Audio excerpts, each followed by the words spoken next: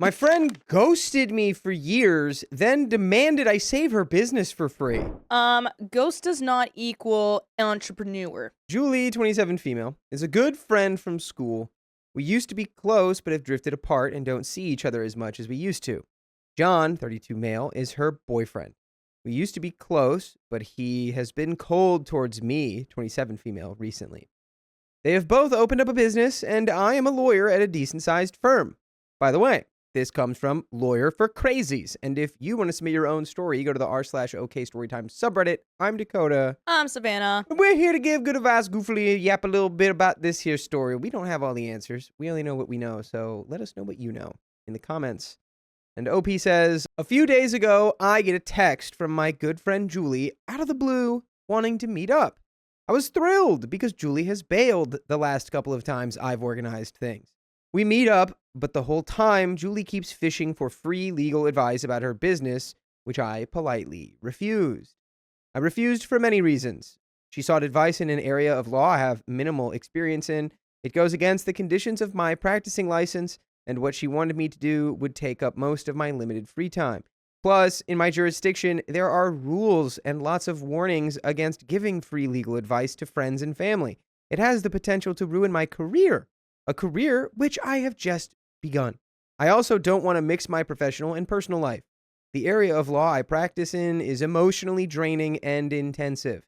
I love it, but for the purposes of self-preservation, I want my spare time to be work-free. While I'm more than happy to lend a sympathetic ear to friends, I find it a bit much to continuously put on my lawyer hat to provide solutions, opinions, and dish out free legal advice to everyone that asks. It's not a nice feeling to know you are being taken advantage of. I politely refused Julie and told her that I really wasn't comfortable to give away free legal advice, but if she wanted recommendations, I would gladly provide her with a list of capable lawyers. She said it was okay, and we had a meaningful chat. It was really pleasant to be able to speak to her again. Last night, I was at a catch-up dinner with a couple of friends and our significant others. Julie and John happened to be there and were giving me the cold shoulder. I ignored it for most of the night until we took our seats at the table. John started making all these snide remarks about lawyers, the usual stereotypes about lawyers. I laughed it off, as did everyone else. However, things took a turn for the worse, and his comments got oh so nasty and personal. I love that energy of like, he's like trying to, like throw it at you, like trying to dish on lawyers, and everyone's just like, haha, like laughs it off. And then he like locks in. He's like, they're not taking it seriously. Now I have to get personal. You're stinky. Are they talking about her? Yeah, they're talking about her. He said horrible things like, I must be sleeping my way to the top, that I must have connections to have gotten my job, that I'm unethical and lack moral virtue like all lawyers, and that I'm greedy. And the icing on the cake, you must not be a good lawyer because you were unable to help us with our simple legal problem. Oh, I'm sorry. I don't speak broke. I don't speak so broke they can't afford the lawyer they need. So broke. Broke. Come on, guy. I mean, it's one thing to make those snide remarks, but then also just being like, you didn't help us, and I'm going to make you feel really bad for it in front of all of our friends. Yeah, you say that out loud, and then everyone goes, oh, that's why he's being so horrific right now. He's a mad little baby boy. He didn't get his legal advice. Oh, wait, he didn't get his way. Oh, now I see. Yeah, did no one? I wonder what everyone else at the dinner did. I'd be like, this seems like an issue between you guys. Yeah. One shot? OP continues, I was pretty pissed off because who the F does something like this over dinner? It was horrible, awkward, and just mean. I was mortified and didn't know what to say or do. I felt so small. I ended up excusing myself from the table to go cry. I come back and evidently look like I've been crying, and now John is pissed, saying that I can't take a joke and have no sense of humor. That's not a joke. No. You're literally like, oh, you must not be a good lawyer because you can't even help your friends with a simple task. Ha ha ha ha. Yeah, just fully trying to cover for himself. That was after he realized, oh no, everyone's going to think I'm the bad guy here. Right. It was just a joke. Everyone sleeps their way. I slept my way to the top. That's why I'm Johnny sleeps his way to the top. That's what they call me. Wake up in the morning being bombarded with text messages from John and Julie about how I'm horrible and how I made them look bad. What? And how this would have all been avoided if I had just helped them in the first place. This makes me really, really want to just help you right now.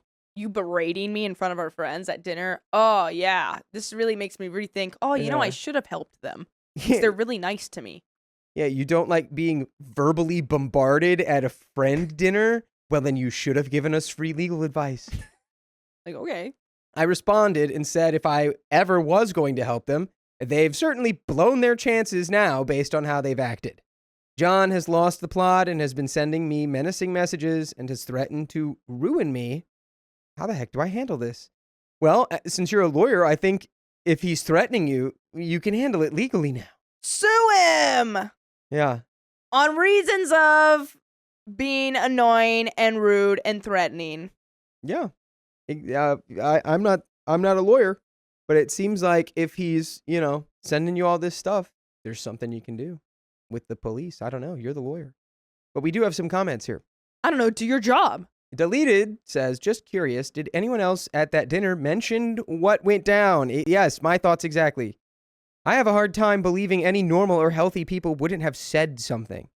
OP says, I said this to someone else, but they were all shocked. Julie and John are the golden couple that everyone looks up to. Julie has talked John up to the point where he is untouchable and the standard to judge everyone else's partner to. I've gotten a whole heap of messages from my friends asking me how I am. It was just an awkward and embarrassing situation. No one knew how to handle it, myself included. Are you kidding me?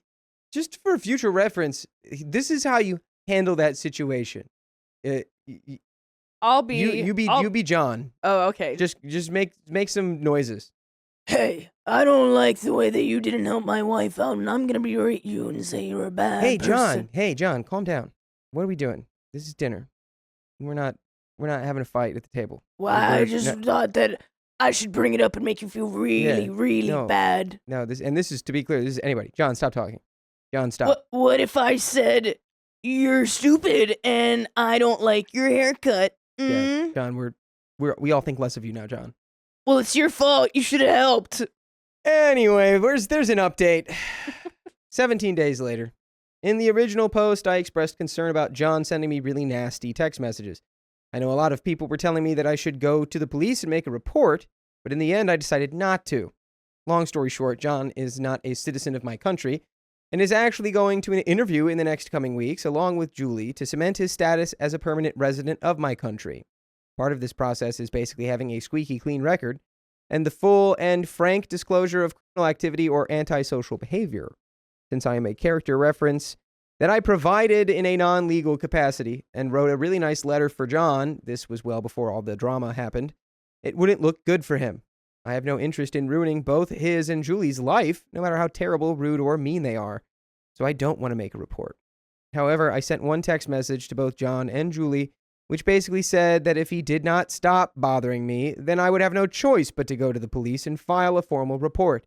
I'm sure that will get him to not bother you ever again. Hopefully. I have kept copies of these text messages if I need to and have blocked their numbers and have gone into a social media lockdown.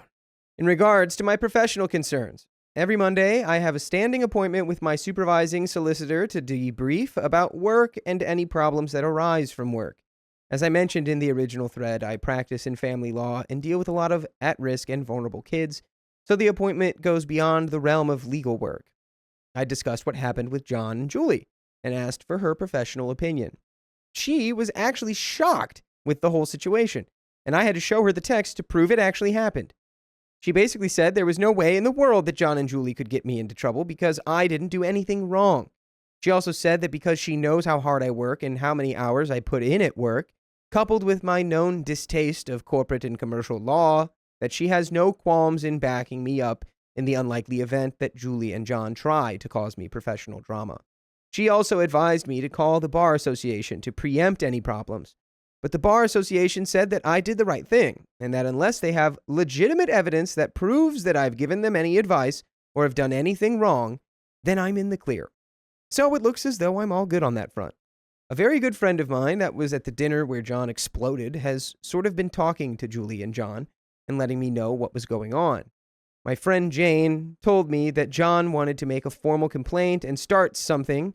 She wasn't too sure of the exact details, but she shot him down and said that this is in no way appropriate, acceptable, or ethical, and that she or our circle of friends would want anything to do with either John or Julie.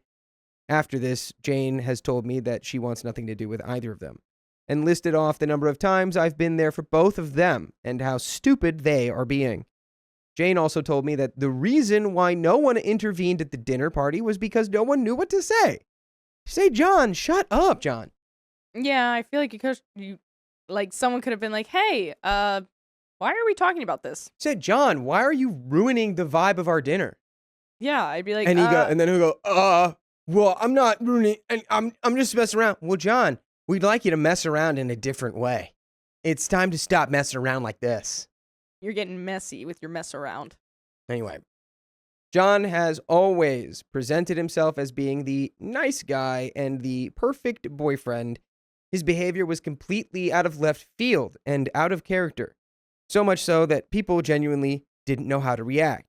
Julie has always spoken so highly about John and how perfect he is and how lucky she is to have him, how we all need to find our versions of John.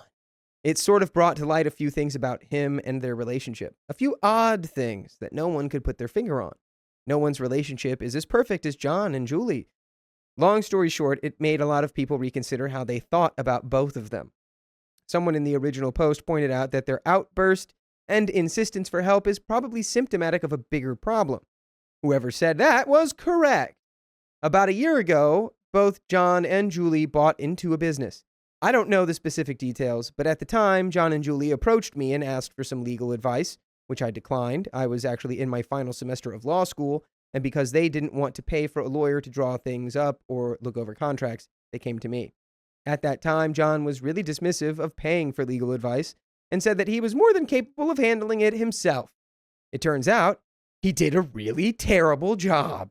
They are losing money and owe a lot of people money, angered a lot of people about money, and both he and Julie are genuinely screwed over by the contract in place. At least that's what Jane told me. I feel bad for them. I really do.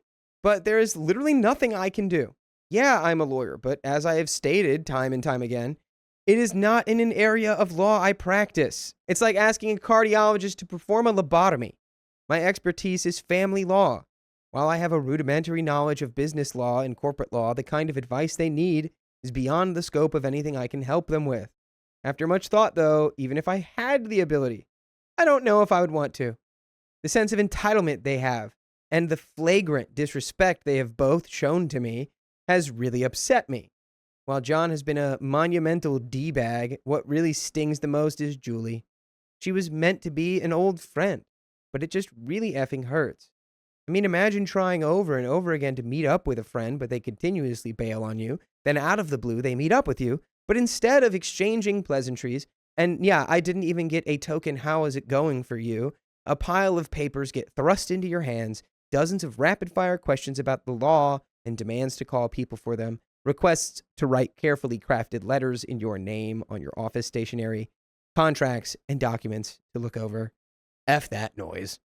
I don't want to finish work only to be inundated with more work.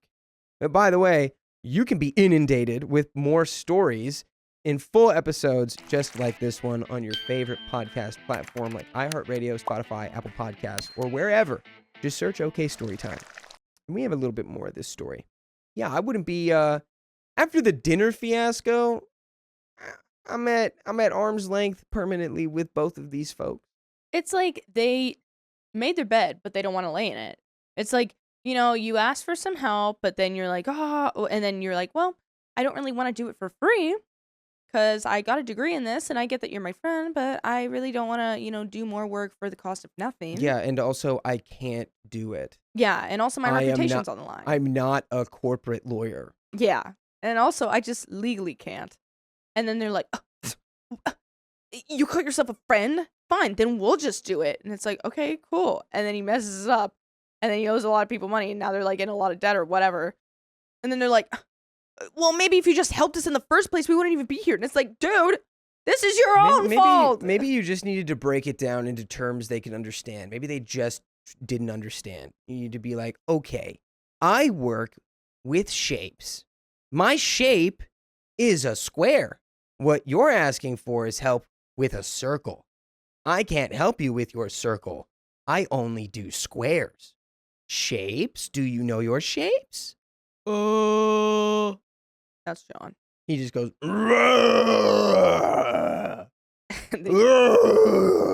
turns into Godzilla and just lights the whole place on fire. Anyway, there's a little bit more story here. I know that I have been used, but what's worse is the disrespect. The whole lawyer jokes that were basically disguised attacks on me.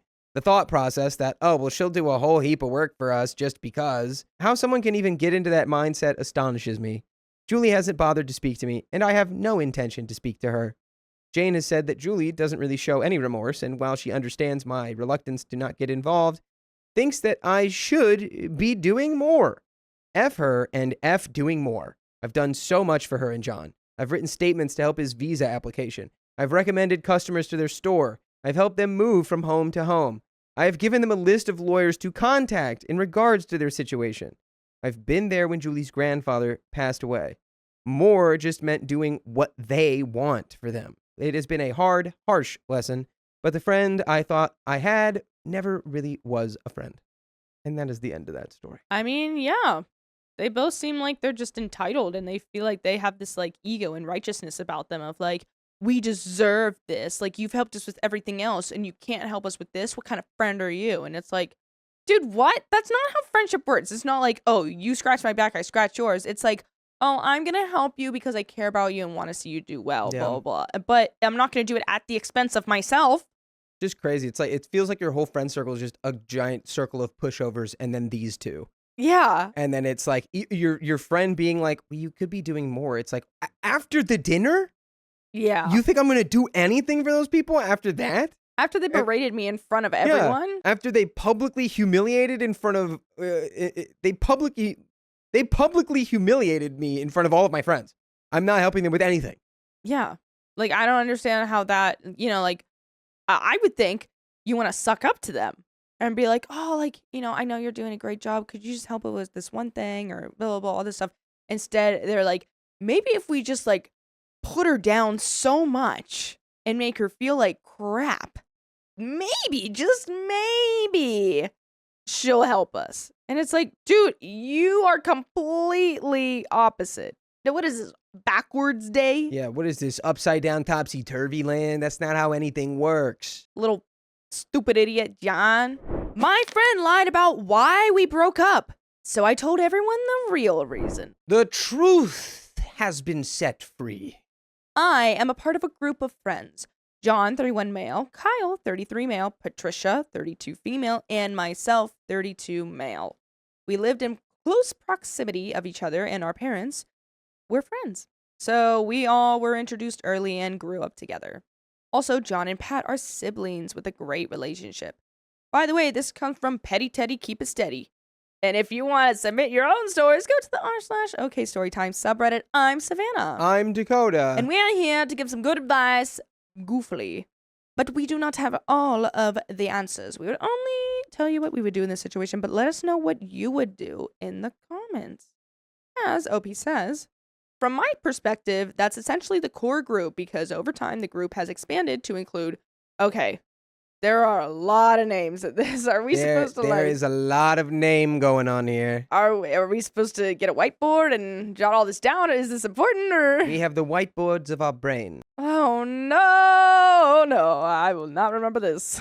Well, the group has expanded to include Katie, 32 female, Ryan, 33 female, Laura, 31 female, Paul, 32 male, and Tyler, 36 male. You know what? Screw it. I'm getting the whiteboard. Thank God, because that's crazy. Okay, here we go. I've got it right here. Okay. Katie, Laura, and Paul matriculated in some time during high school. Ryan is Kyle's wife, and Tyler is Pat's husband. Got it. I got it. Ryan is Kyle's wife, and Katie, Tyler, Pat's husband. Pat is Patricia. Patricia, yeah, Patricia. There we go. I've got it on lock. Okay. They each met their spouses during college, and they were accepted within our group. And we've interacted with their friend groups as well. After high school, everyone primarily kept in contact through Facebook and iPhone group chats to dish out invites, memes, and just general updates throughout life. We've had each one for years now, and I'm just generally amazed each one is still so active. LOL. Side note, the girls do have an all-girls chat, and the guys have an all-guys chat. About me. I'm the low-maintenance friend of the group, primarily because I be off doing my own thing. I don't consider myself to be standoffish, but I do have my own way about things. If I had to describe my personality, I'd say I'm an introvert. I'm always catching everyone by surprise because I'm randomly commenting or doing something unexpected. Wow, he's such an introvert. I'd consider myself a consistent friend because I show up for each of my friends, from weddings and funerals to childbirths and graduations, birthdays, promotion parties, anniversaries, etc. Sometimes things are hit and miss due to my job, but I make it a point to call/text and make alternate plans or something if I can't celebrate them the day of. They've been there for me as well. I had a huge tiff with the ladies of the group that started during high school, but it eventually resolved itself sometime during summer break of my sophomore year in college. I wouldn't say it divided the group, but it was eye-opening for me. So I was the first of the group to have a job and vehicle. I was blessed to get my first job in 10th grade and blessed with parents who were able to get me a vehicle for my commute. Frequently, my friends would ask for money. I didn't have an issue with it because I had it, but my personal boundary that I've always explained beforehand is just pay me back on the agreed upon day or get me some food. That's it. Sounds pretty reasonable. Yeah. You know, if I'm getting you something, buy me dinner. Get me food. Or give me back my money. It's still in place to this day, too. I've even added favors to it. Need a hand moving? Pay me or feed me. Car worked on or something clean? Pay me or feed me. A babysitter? Pay me or feed me. For me, that just keeps everything simple. Hey. Pay me or feed me. Hey, I'm OP. Welcome to Pay Me or Feed Me. I'll do whatever you want, but you have to pay me or feed me. Wait, that's a good skit. I never had a problem with the guys. They always paid me back on time or got the food and was never weird about it. The girls, though, there were multiple times that I allowed days to be moved and called myself working with them, or asked them to just go get me some food, but they wouldn't. This is from all three of them at the time. Eventually, this culminated in me calling them out on it one day when we were all out. I think it started from a conversation about integrity. I don't believe how I said it was disrespectful. I just provided my viewpoint. From there, the girls essentially actively started avoiding me. Me and the guys were fine, though. We all still gamed online together, played sports, and generally hung out. I even got John a job where I was working my senior year. They all still hung out with the girls, too, and went places and took plenty of photos together. I didn't ask about the girls, and I don't think they asked about me. During my freshman year in college, my roommate introduced me to red pill content. And essentially, I agreed with some points because of my lived experience up to that point. I'd say that's when I started really paying attention to cross-gender relationships and friendships. This guy sounds like he's going to piss me off. He does sound like a bit of a pisser. My college sophomore break, John told me, not asked or even invited, LOL, to come to his high school graduation and party. I went, and that's essentially when I reconnected and began reconciling with the girls. That's also where I was introduced to Tyler. I formally met Ryan a year later randomly during Thanksgiving when they were at Kyle's parents'. Over time, I've had more individual conversations with Katie, Laura, and Pat about it, and they are all apologetic. Katie and Pat have kind of become extended sisters and are super supportive of me. Ryan has commented that she thought that they were my sisters the first time she was around the group. I don't know if that's their way of trying to patch things up, but I've explicitly told them everything is fine. That all was 10 to 11 years ago, and that's still the dynamic to this day. Problem. Laura and myself graduated high school together. My birthday is later in the year, and hers is earlier. So essentially, I started school a year behind. John and Kyle had the same situation. Pat, Kyle, and Katie all graduated together. Shortly after reconciling with the girls, I expressed to Laura that I'd like to pursue her romantically. Initially, everything was okay, but I ended things after I found out she was dating someone else. I hadn't told anyone that we were romantically involved, so when Katie asked about some guy she set her up with in the group chat, I found out she was seeing others. I didn't get mad or anything, I just ended it and wished her the best. Still treated her like everyone else. Fast forward to now. Everyone is living their lives, and some are more or less established in their respective careers, and some are still figuring it out. Over the weekend, there was a game night with everyone there, and the topic of dating came up. Laura makes some comments and basically informs the group that we briefly dated. Okay. Ooh. A soft launch post-relationship is kind of crazy energy. Yeah, I don't know why she had mentioned that, but maybe she had a reason. Want to let you know we were doing stuff, now we don't. But we did. We briefly dated. Let's all have a nice little chuckle about it. Ooh, and now OP's going to come in with the, yeah, and we might still be dating if you hadn't been sleeping around on me. Ooh, are you going to get messy? Uh-oh. Are you going to make it messy? In her version, it's essentially, I didn't want anything long-term with her because she didn't finish college. She was still in college when I stopped pursuing her romantically. I disagreed and explained again why I stopped pursuing her. Then Katie makes the comment about why wouldn't I date Laura now, and I said that's not a possibility, nor do I ever see it being a possibility ever again. Laura asked me to explain why, and I tried my best to dodge it. Pat, Tyler, Ryan, and Kyle tried to help, but Laura was adamant. This is so funny. You're like, I don't want to bury you. I don't want to bury you, please. And she's like, no, take this shovel and bury me. Side note 2. I currently have a girlfriend and we are in a polyamorous relationship. I lean on my elders along with Pat, Tyler, Ryan, and Kyle for guidance on how to effectively communicate because they are my married friends. So they are the only ones aware that I'm in a relationship, and I explicitly asked them not to tell anyone in the group. They've actually met her and we've all been to places together.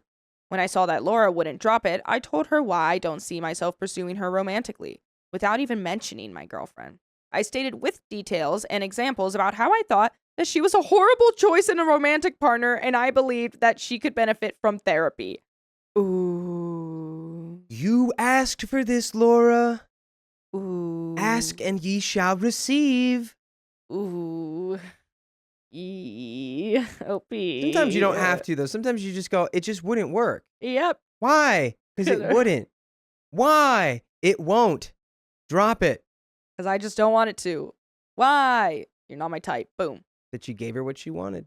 I explain that she has a pattern of lying, cheating, and stealing in previous romantic relationships.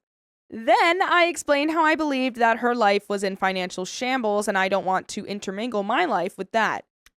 Whoa. Okay. These are all... Yeah. You got what you wanted, Laura. I still think she's gorgeous. And I consider her a legitimate friend, but beyond that, I can't allow myself to ever be involved with her beyond our friendship.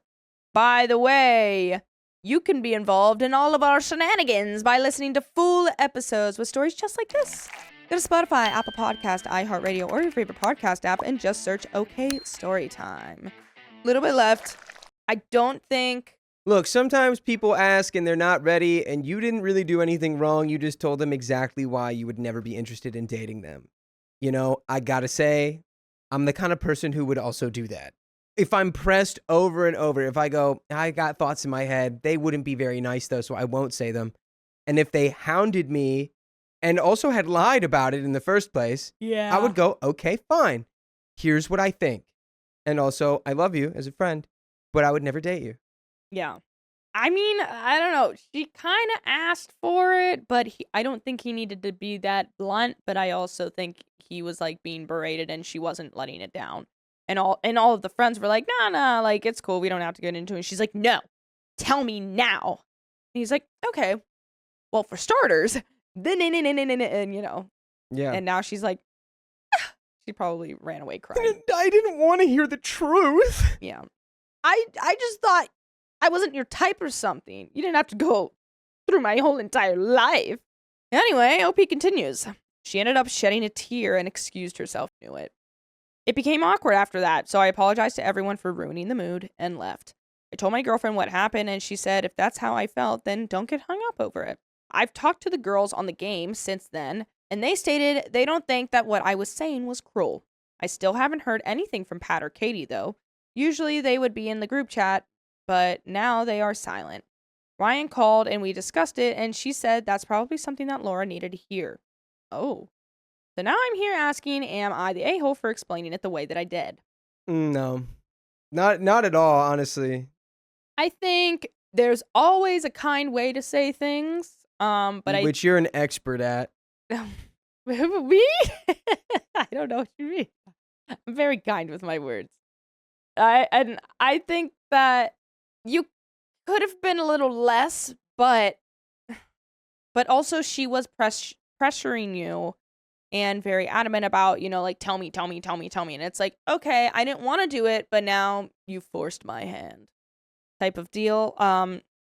Yeah, and it wasn't just him. It was everyone else was also being like, we don't need to do this. All the other guys were like, no, it's fine. She, like, wouldn't let it go. He probably did try to be like, you're just not my type. And she's like, well, no, why specifically am I not your type? Yeah.